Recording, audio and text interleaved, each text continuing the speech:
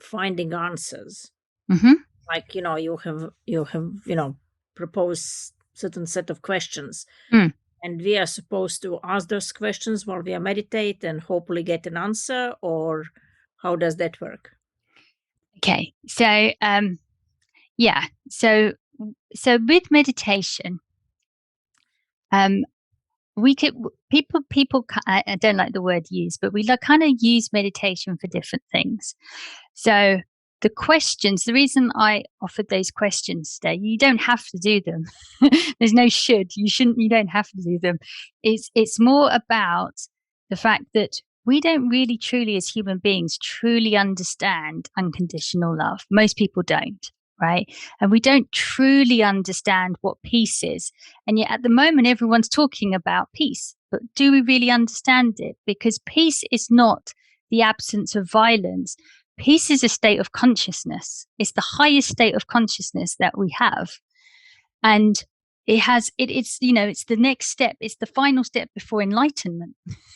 so it's a very, very, very beautiful, deep, wonderful subject to explore. And if we just take the surface level of what is peace, it was with not just the lack of violence.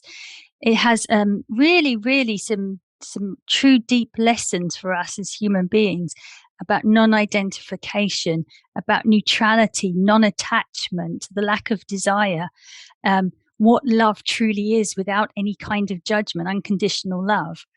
And joy comes as well. So these are our true essence states.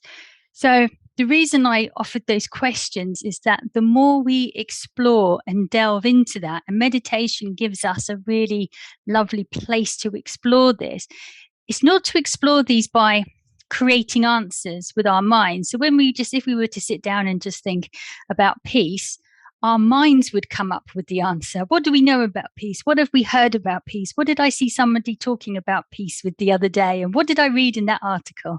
That's our minds creating a concept of peace.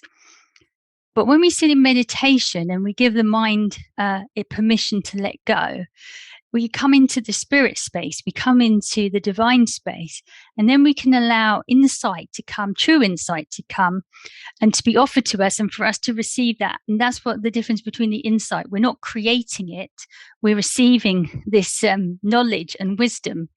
And this is the place where wisdom and insight really, you can really, really receive some of this stuff.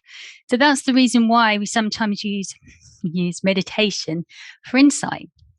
It's because we're not trying to recreate something we've heard from someone else, or what our parents taught us, or what the school said, or what a teacher once told us. It's not about creating an answer. It's about receiving an answer. So that's why meditation space is usually a nice space. And I wouldn't say you always want to use it for this, but if you want insight, meditation is where we take the mind away, we take the thoughts and concepts away, and we allow ourselves to receive answers. That makes sense? Thank you. Yeah.